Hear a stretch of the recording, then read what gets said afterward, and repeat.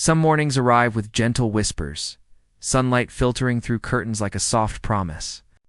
Other mornings crash into your life like thunder, shattering everything you thought was solid and real. For Natalie Brooks, this particular Thursday began as the first kind and ended as the second. Leaving her world in pieces she didn't know how to gather, she woke before the alarm, something that rarely happened. The bedroom still held the coolness of early morning, and beside her, Derek's side of the bed was empty, but warm, suggesting he'd only just gotten up. Natalie smiled to herself, stretching beneath the cream-colored sheets they'd picked out together just 4 months ago. 3 months of marriage today. It wasn't a milestone most people celebrated. But Natalie had always been the type to find magic in small moments, to mark the passage of time with gratitude rather than let it slip by unnoticed. She padded to the kitchen in bare feet, her silk robe tied loosely at her waist. The apartment they'd moved into after the wedding still smelled new, still felt like possibility. She'd planned a simple breakfast, nothing elaborate. Blueberry pancakes, the kind Derek always requested on Sunday mornings. Fresh orange juice. Coffee made exactly how he liked it, with just a touch of cinnamon mixed into the grounds. The table was already set with their good plates when she noticed the unusual silence. Derek wasn't in the shower. He wasn't on the balcony with his morning newspaper.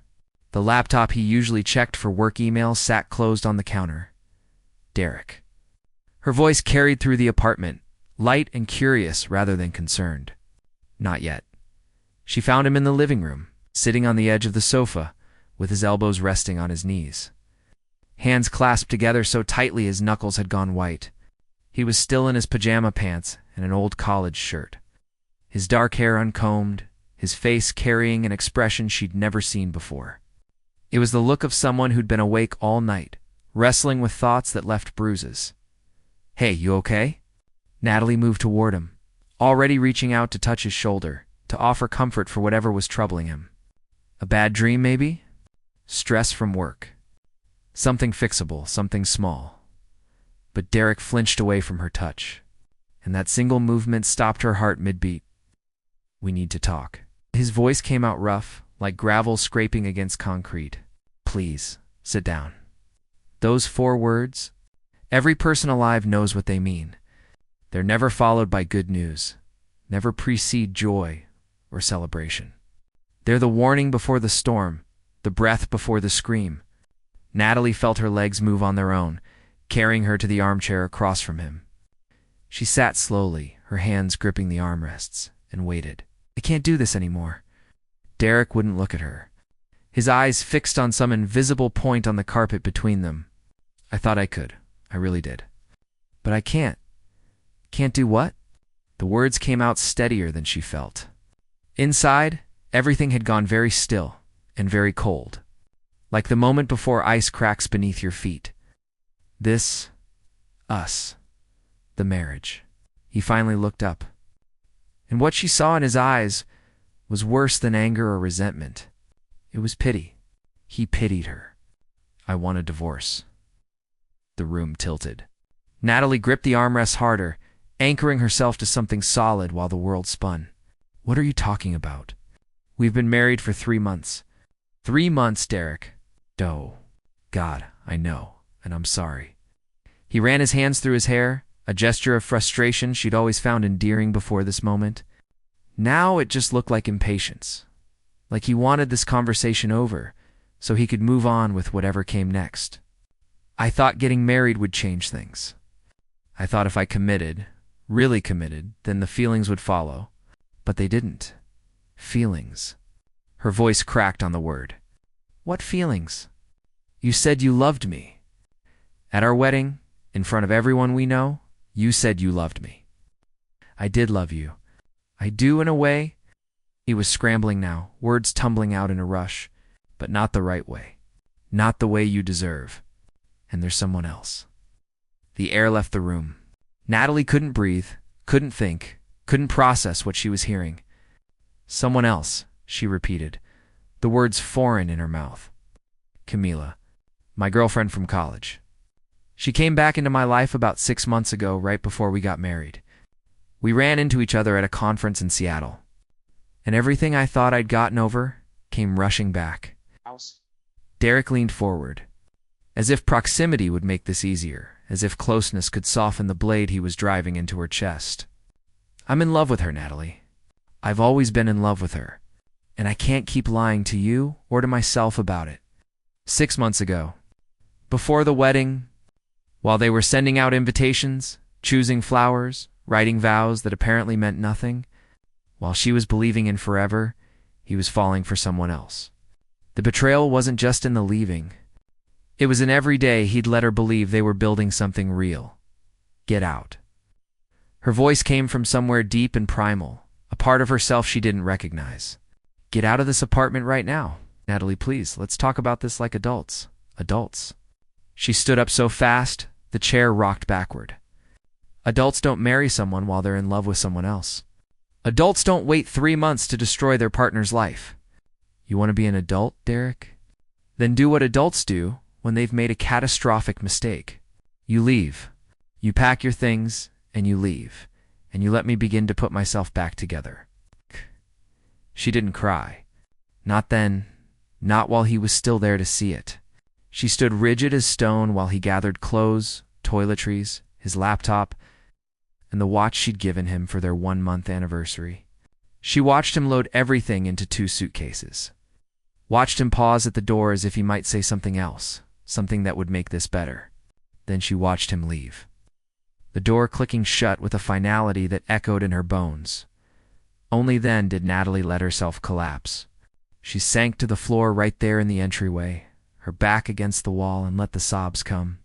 They tore through her like a physical thing, each one leaving her more hollow than the last. She cried until she had nothing left, till the sun had climbed higher in the sky and the pancake batter on the counter started to separate. She called her mother at noon.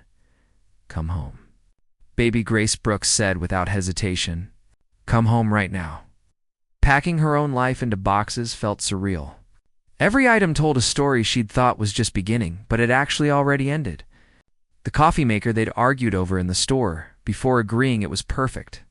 The throw pillows she'd chosen to match the sofa. The photograph from their honeymoon in Maine, both of them laughing on a rocky beach, his arm around her waist. She left it face down on the counter.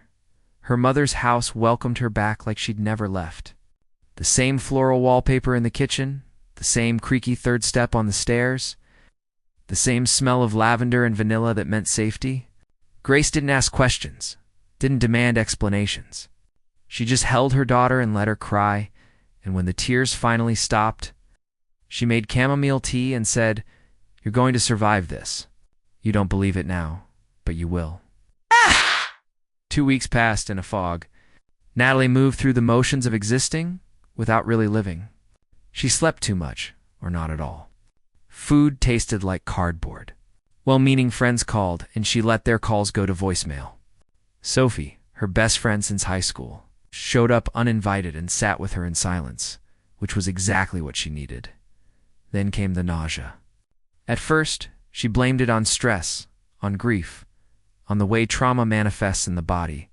But when it persisted, when she missed her period and felt a strange heaviness in her breasts, a terrible suspicion crept in. The pregnancy test she bought at the pharmacy sat on her bathroom counter for 2 hours before she could bring herself to take it. She knew what it would say. Her body had already told her. 2 pink lines, clear and undeniable. 4 weeks pregnant, Natalie stared at the test until the lines blurred, till her eyes burned with tears she didn't let fall. A baby. Derek's baby, though he'd never know, never care. She should have felt devastated. She should have felt trapped. Instead, after the initial shock faded, she felt something else entirely. A fierce, protective love for this tiny cluster of cells that had become a person she already wanted to defend from the world. I'm keeping you, she whispered to her still flat stomach. Whatever happens, I'm keeping you. And we're going to be okay. But okay required money.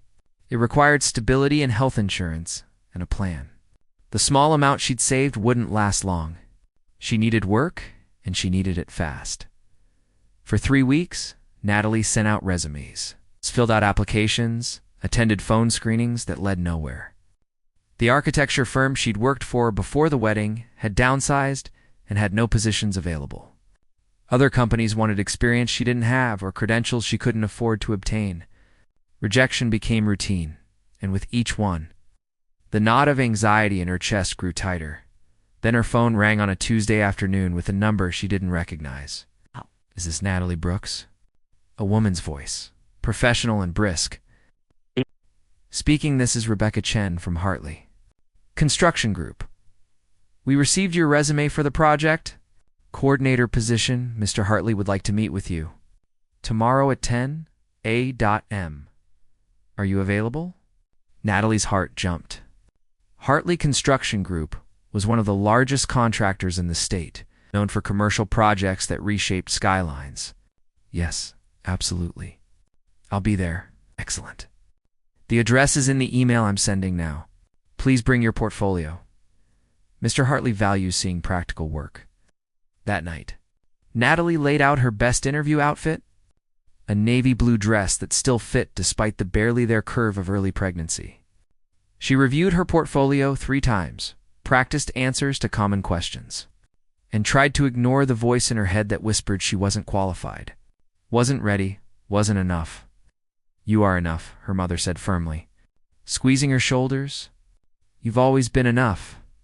Now go show them." As Natalie fell asleep that night, one hand resting protectively on her stomach, she let herself hope. Just a little. Just enough to face tomorrow. She didn't know that tomorrow would bring Julian Hartley into her life.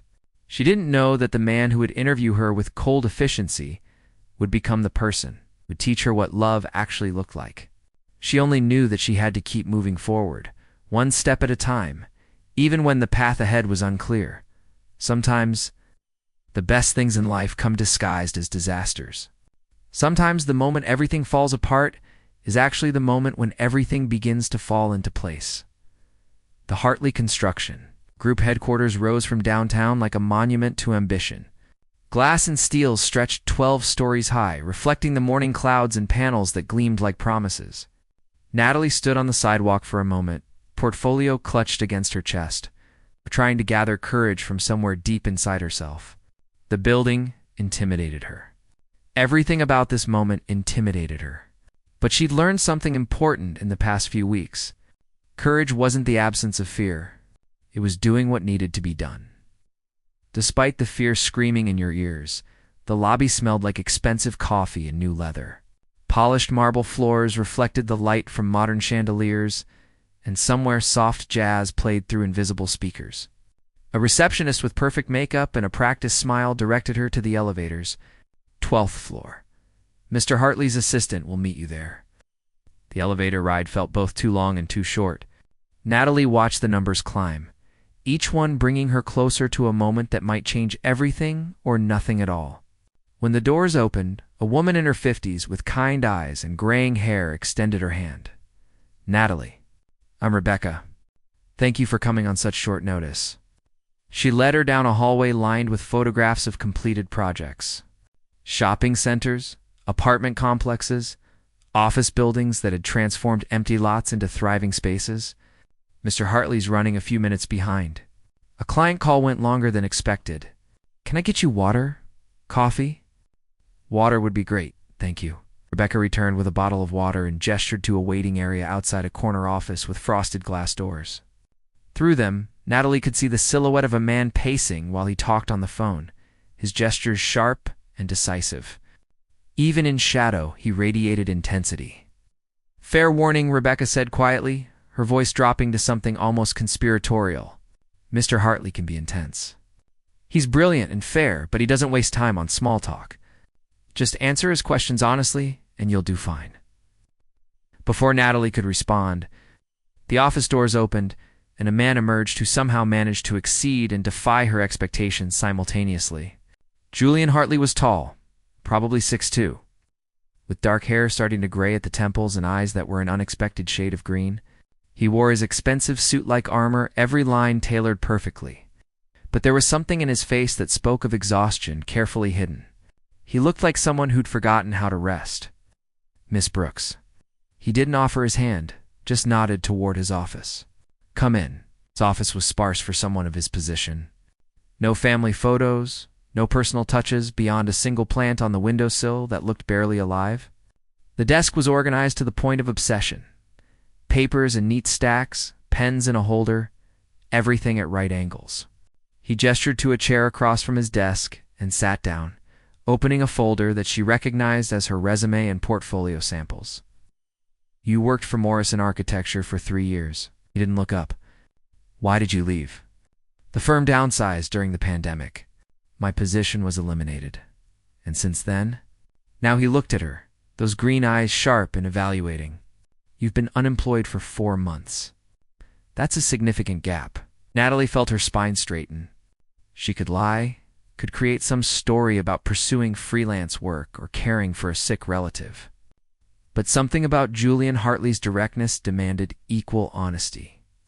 "I got married. My husband and I separated shortly after. I've been regrouping and looking for the right opportunity rather than jumping at the first thing available." Something flickered in his expression, there and gone so fast she almost missed it. Recognition, maybe? Or respect. "Fair enough. Tell me about your experience with commercial project coordination." "The Morrison firm primarily handled residential work." "True, but I assisted on 2 commercial projects. A small shopping complex in Riverside and an office renovation downtown. I managed contractor schedules, budget tracking, permit applications, and client communications." She pulled out examples from her portfolio, sliding them across his desk. "These are the timeline spreadsheets I created and the final budget reports. Both projects came in under budget and ahead of schedule." Julian studied the documents with the focus of someone reading a foreign language, looking for hidden meanings. He flipped through pages, occasionally pausing to examine something more closely. The silence stretched until Natalie had to fight the urge to fill it with nervous chatter. "You're overqualified for the position I advertised," he said finally, looking up.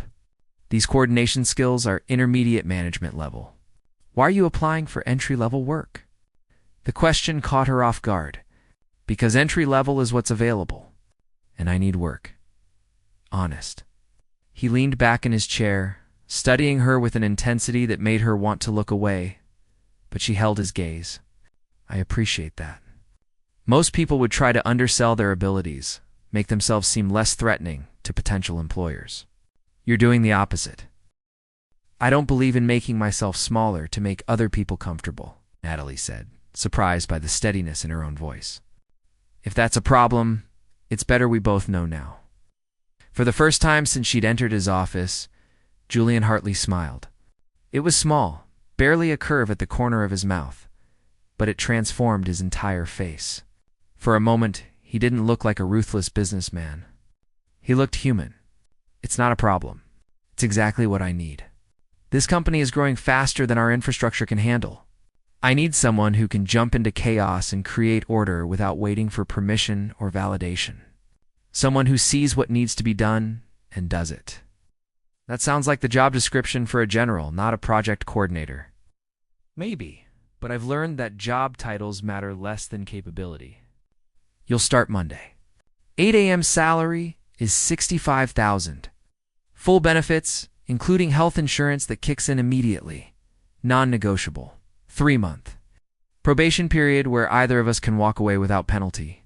After that, we'll discuss a permanent contract." Questions? Natalie's mind reeled. She hadn't even officially interviewed.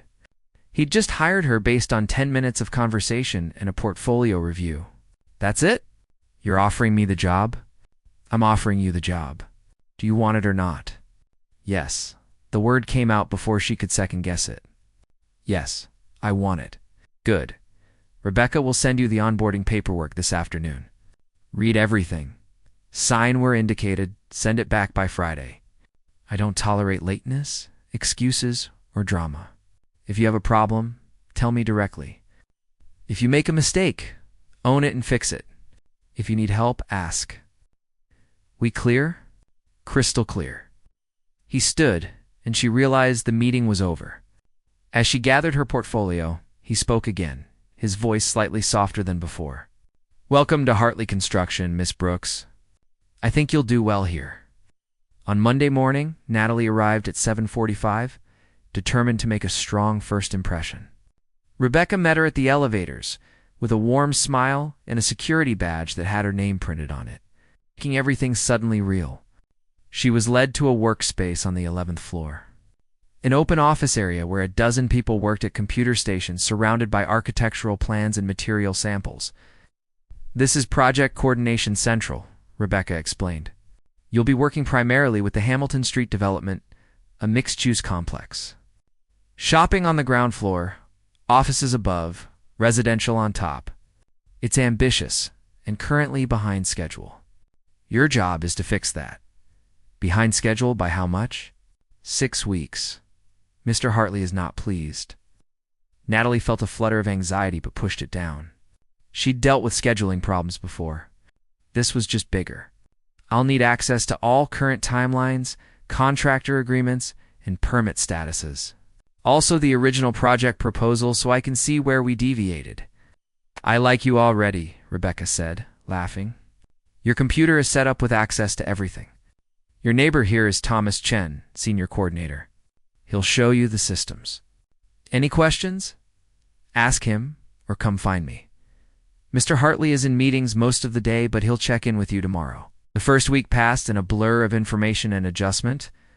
Natalie absorbed everything like a sponge soaking up water. The Hamilton Street project was a beautiful disaster, now full of miscommunications and missed deadlines that had cascaded into major delays. She spent 3 days just mapping out the current situation, identifying bottlenecks, and creating a new timeline that was aggressive but achievable.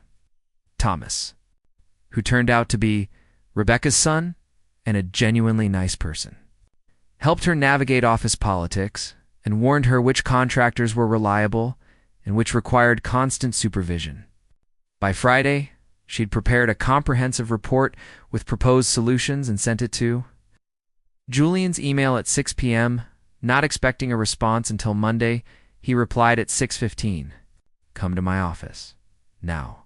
Her heart sank. Was this where she got fired for overstepping? For presuming to redesign the entire project approach after only 1 week? She took the elevator to the 12th floor, with dread settling in her stomach. Julian was at his desk. Her report open on his computer screen, making notes with a stylus on a tablet. He didn't look up when she entered. "Sit," she sat. "This timeline you've proposed," he finally looked at her. "It requires hiring to additional subcontractors and extending work hours. That's going to cost money. About $12,000 more than the current budget," Natalie confirmed. "But staying on the current trajectory will cost us $90,000 in penalty fees for late completion. It's a net savings of $78,000. And you verified that these numbers are accurate?" "I built them from the original contracts. They're accurate." He studied her for a long moment, and she couldn't read his expression at all. Then he nodded once. "Implement it. You have approval for the additional contractors. Send me the agreements before you sign them, but consider this a green light." "Good work, Miss Brooks." Relief washed through her so powerfully she almost sagged in her chair. "Thank you, Mr. Hartley, Julian." The correction was unexpected.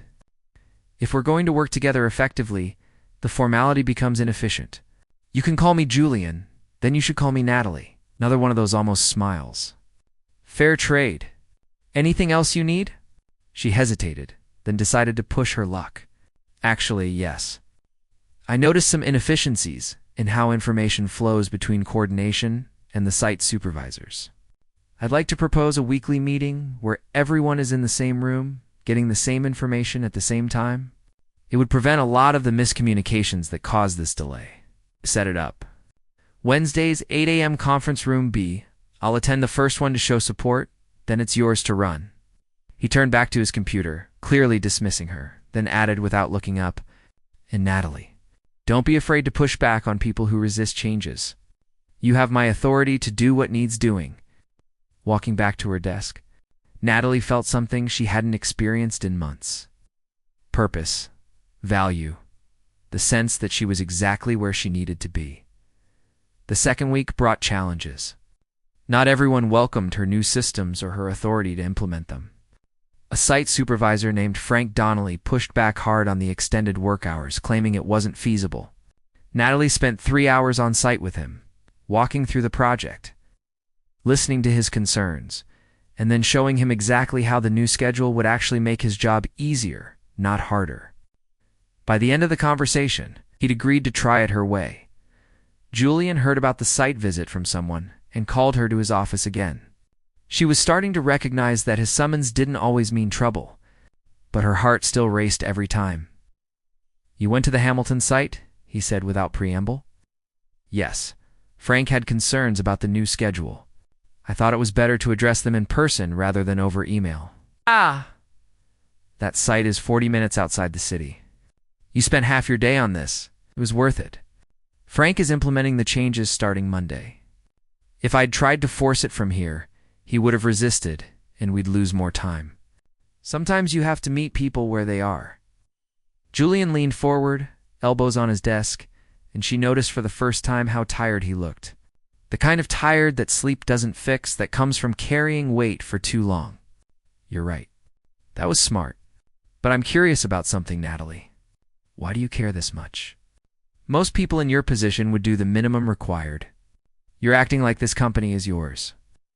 The question surprised her into honesty. Because excellence is a habit, not an event.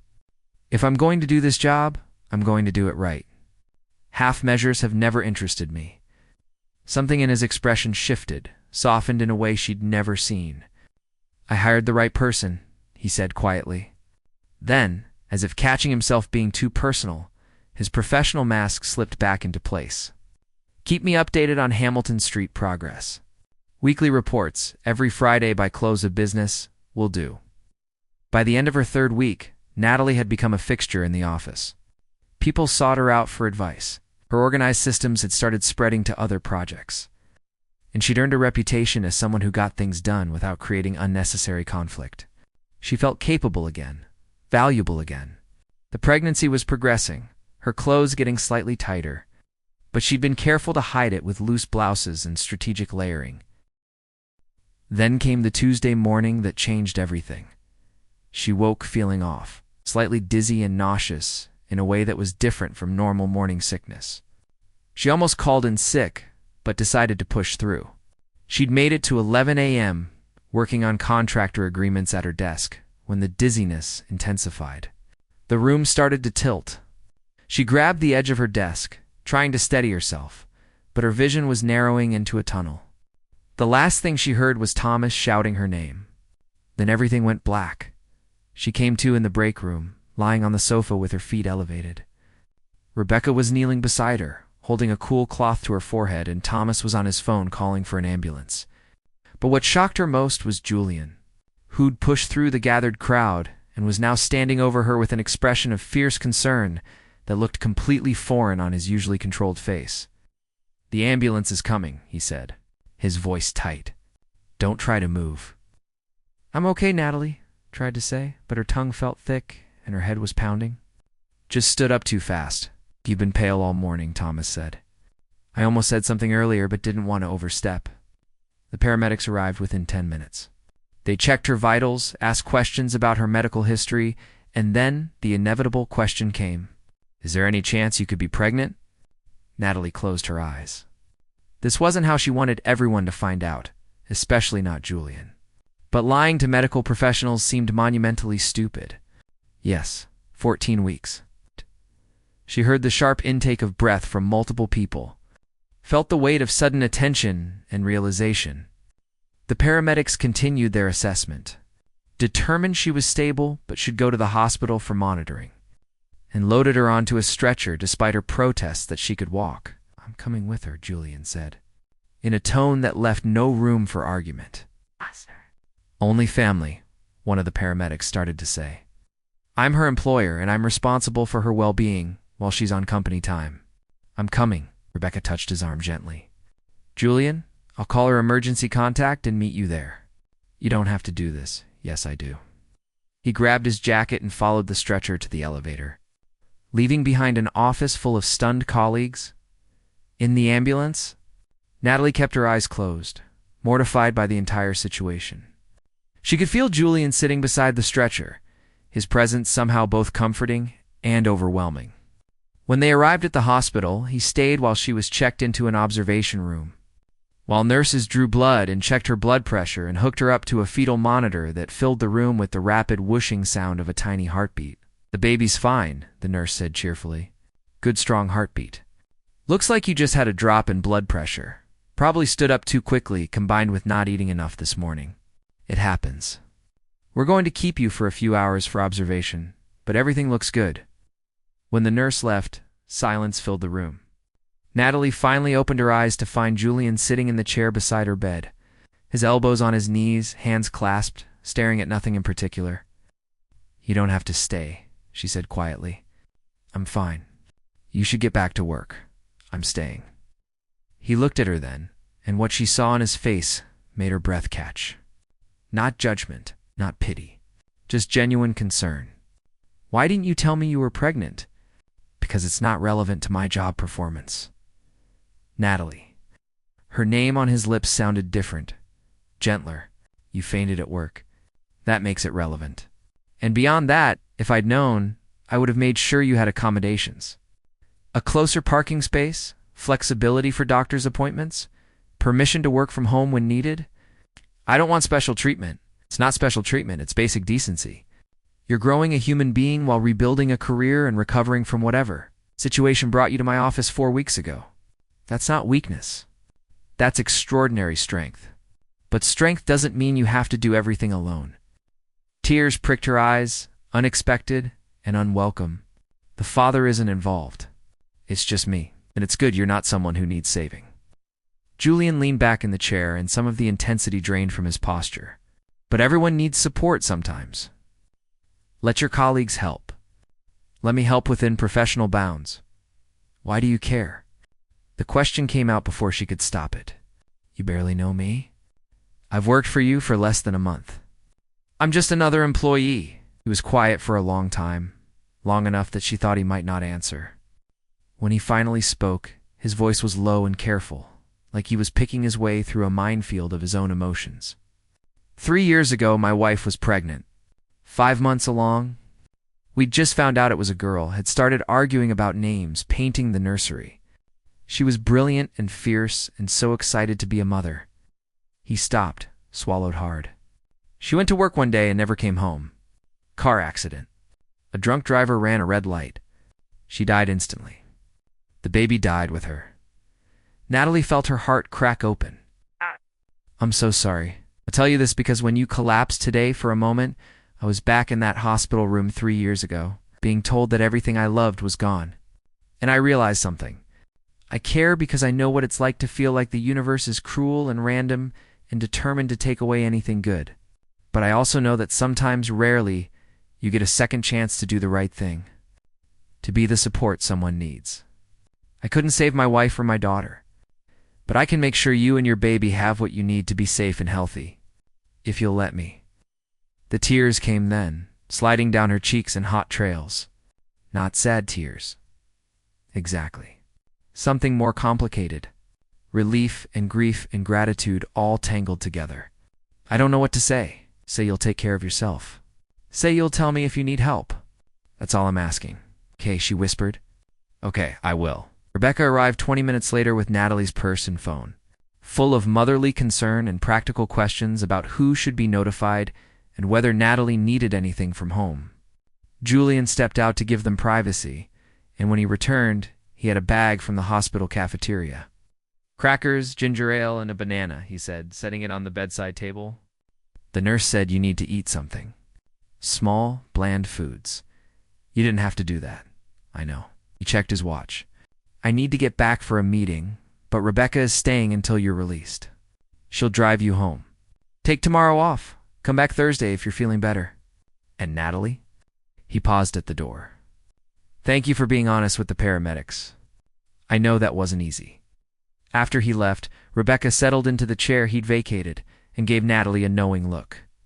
That man has not shown that much emotion in 3 years. Not since Caroline died. Whatever's happening between you two, it's something. Nothing is happening. He's just being a decent employer. I've worked for Julian for 8 years. I saw him through his wife's death, through the aftermath, through the years of him turning into a workaholic robot who forgot how to be human. What I just witnessed was not decent employer behavior. That was personal. Whether either of you is ready to admit it or not, Natalie didn't know what to say to that.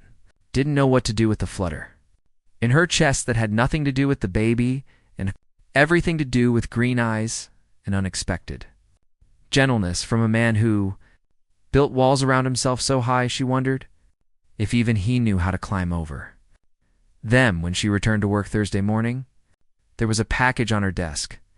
Inside was a pregnancy care basket, ginger tea, crackers, a gift card to a maternity store, and a note in precise handwriting.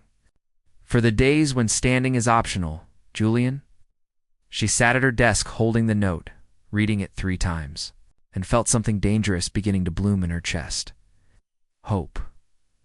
Not for romance or rescue, but for something equally terrifying. The possibility that maybe, just maybe, she wasn't as alone as she thought. The weeks after her fainting spell passed in a strange new rhythm. Work continued with its usual intensity. Deadlines pressing forward like waves against a shore. But something fundamental had shifted in the ecosystem of Hartley construction. Natalie found herself included in morning coffee runs. Thomas insisted on carrying anything heavier than a notepad. Even Frank Donnelly, the gruff site supervisor, started checking in on her during site visits, offering her the shaded spot to stand. She's been actually listening when she needed to sit down. But the most noticeable change was Julian. He didn't hover, didn't coddle, didn't treat her like fragile glass that might shatter at any moment. Instead, he did something far more meaningful. He simply paid attention. When meetings ran long, he was the one who called for breaks. When she forgot to eat lunch while buried in spreadsheets, food would appear on her desk with no fanfare or explanation. He rearranged her schedule so doctor's appointments didn't require time off or elaborate explanations. Every gesture was quiet, practical, and delivered with the same professional efficiency he applied to everything else. It would have been easy to dismiss as good management, if not for the way he looked at her sometimes, when he thought she wasn't watching, like she was a puzzle he was trying to solve, or maybe a question he was afraid to ask. Natalie was 5 months pregnant now. It's a bump impossible to hide under even the loosest clothing. She'd stopped trying. Clients and contractors knew, colleagues had adjusted, and the world hadn't ended. If anything, she felt stronger than before. Pregnancy had given her a clarity of purpose that transcended everything else. She wasn't just working for herself anymore. Every deadline met, every problem solved, every dollar saved was another brick in the foundation she was building for her daughter. Yes, a daughter. She'd found out at the 20-week ultrasound, lying on the examination table, with cool gel on her belly, watching the grainy image on the screen resolve into tiny fingers and the curve of a spine. The technician had asked if she wanted to know the gender, and Natalie had said yes without hesitation. A girl. She was having a girl. And in that moment, surrounded by the clinical smell of the doctor's office, completely alone, she'd made a silent promise to that tiny person. You will know your worth. You will know you're wanted. You will never doubt that you're enough. On a Thursday afternoon in late autumn, when the trees outside the office windows had turned gold and amber, Natalie was in Julian's office reviewing the final numbers for the Hamilton Street project. They were ahead of schedule now, under budget, and the client was so pleased they were already discussing Phase 2. It was a victory, the kind that made all the long nights and careful coordination worth it. This is exceptional work, Julian said, scrolling through the final report on his tablet.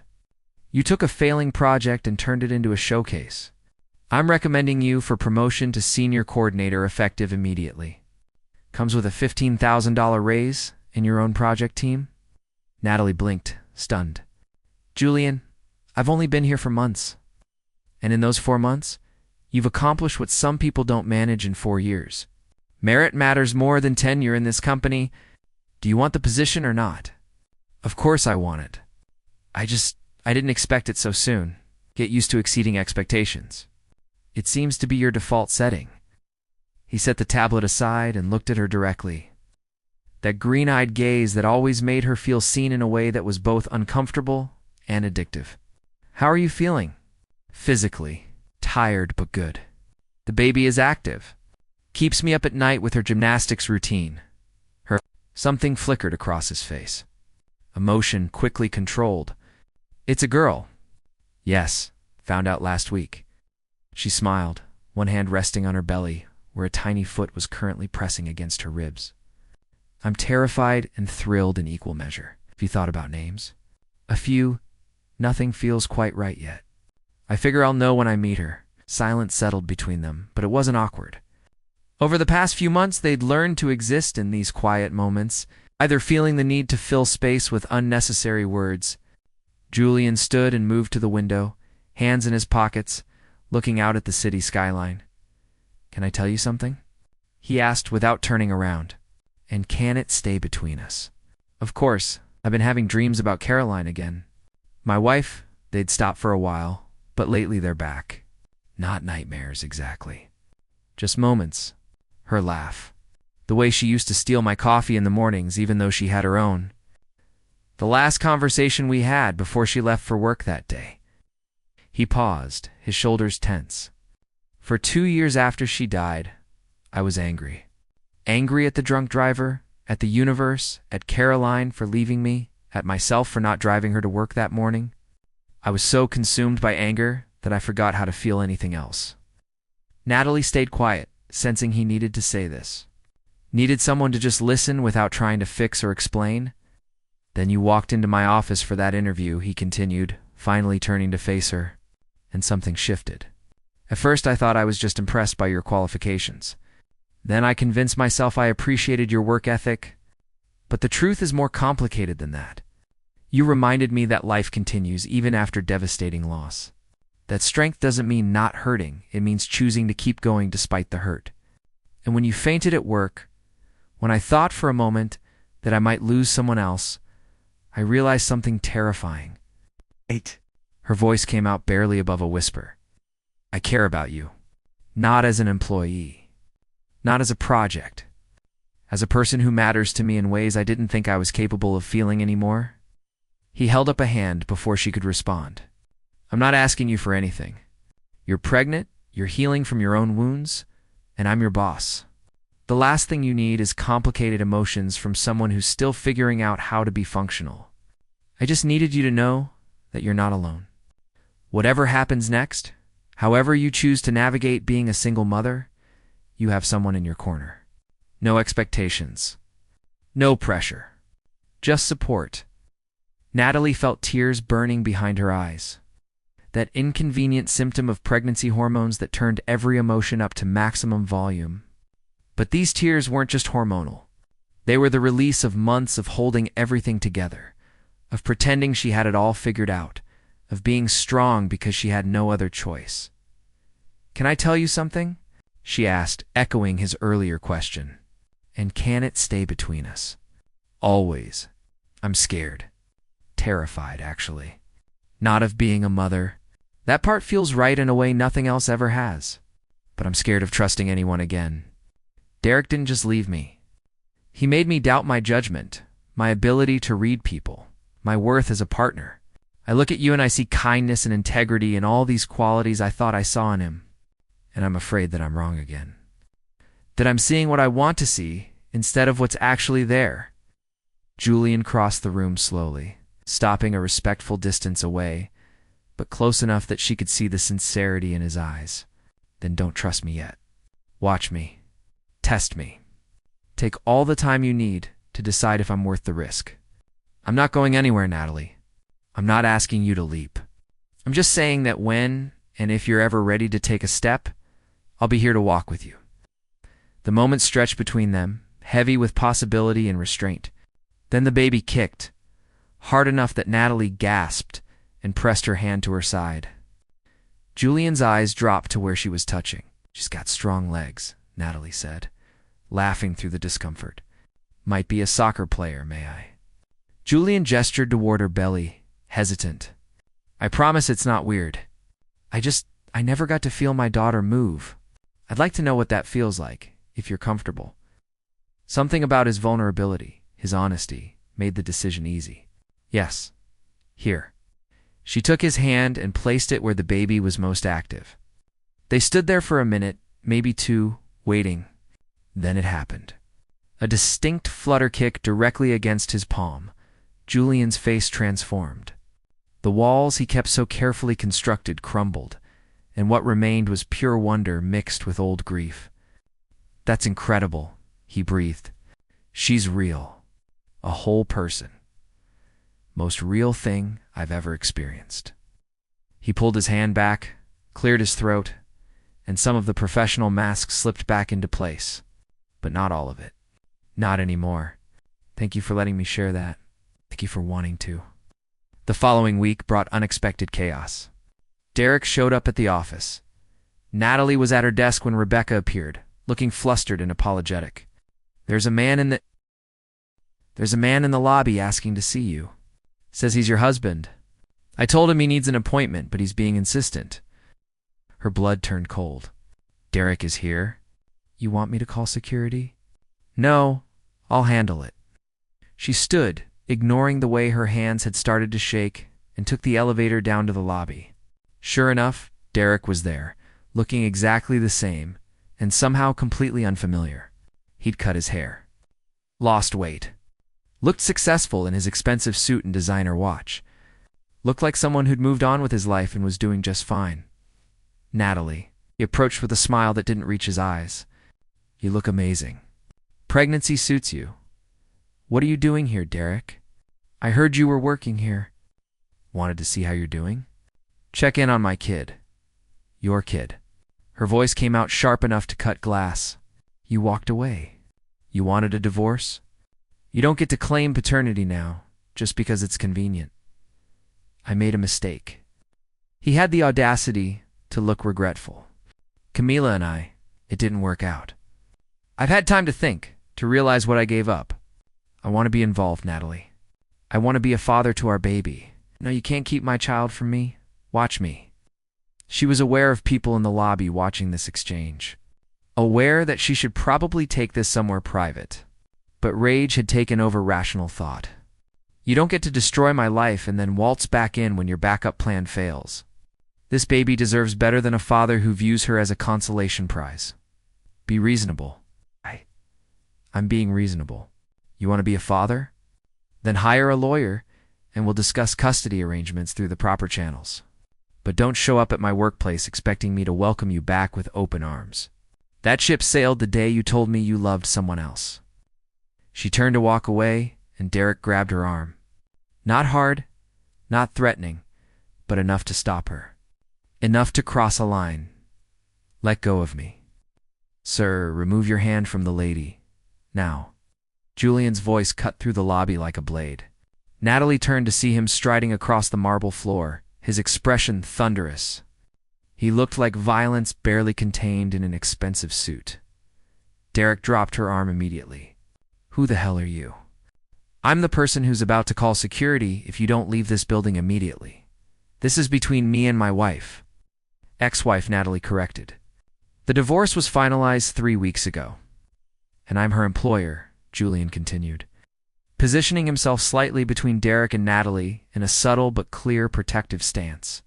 "Which means harassing her at work is grounds for a restraining order. I suggest you leave before this becomes a legal issue." Derek looked between them, something ugly dawning in his expression. "So that's how it is. You moved on fast, didn't you? Found yourself a rich boyfriend to take care of you? You need to leave," Julian said, his voice dropping to something dangerous. "Security?"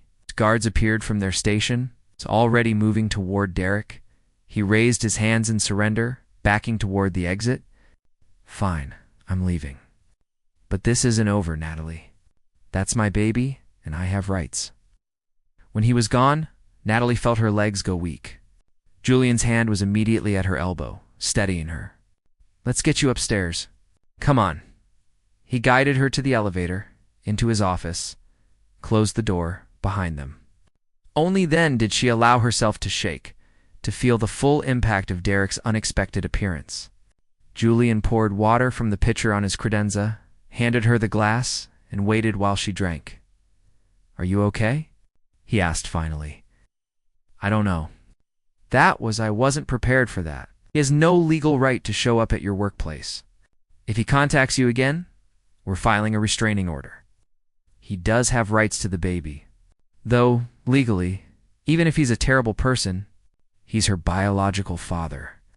Julian was quiet for a moment, his jaw tight. When he spoke, his words were measured and careful. Then we get you a good family lawyer. We document everything. We make sure that if he does pursue custody, it's in a controlled environment where your daughter's best interests are protected.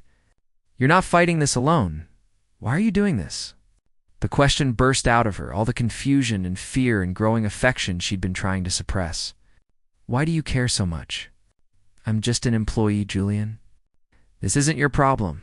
He looked at her for a long moment, and she saw him making a decision. Saw the exact instant he chose honesty over safety. You stopped being just an employee the first day you called me out in that meeting. You stopped being just an employee when you made me laugh for the first time in 3 years. You stopped being just an employee when I held your hand while a baby kicked and remembered what it felt like to hope for good things. He stepped closer. Close enough that she had to tilt her head back to maintain eye contact. I'm doing this because somewhere along the way, while I was pretending to be your boss, and nothing more, you became important to me. Essential, even. And I protect what matters to me. Julian. His name came out as something between a plea and a prayer. You don't have to say anything. You don't have to feel the same way. I'm just telling you the truth because you deserve honesty. Because after what Derek did, you deserve someone who isn't afraid to say exactly what they mean. Natalie reached up and touched his face, her palm against his jaw, feeling the slight roughness of 5 o'clock shadow. I'm not ready for this. It's for you. For whatever this could become, but I want to be. Does that make sense? Perfect sense. He covered her hand with his, held it there for a moment, then gently pulled it away. Take all the time you need. I'm patient. And I'm not going anywhere. The baby kicked then, a pointed reminder of priorities and timing. Natalie laughed through the tears that were threatening to fall. She has opinions about everything, apparently. Smart girl. Takes after her mother. That night, lying in bed with her hands on her belly, Natalie allowed herself to imagine a future she'd been too afraid to want. Not with Derek, who'd proven himself unworthy of her trust, but with someone who'd earned it through steady presence and quiet strength. With someone who'd lost everything and still found the courage to try again. The road ahead was still uncertain. Derek's reappearance complicated everything. Single motherhood loomed large and daunting. But for the first time since her world had shattered, Natalie felt something more powerful than fear. She felt ready.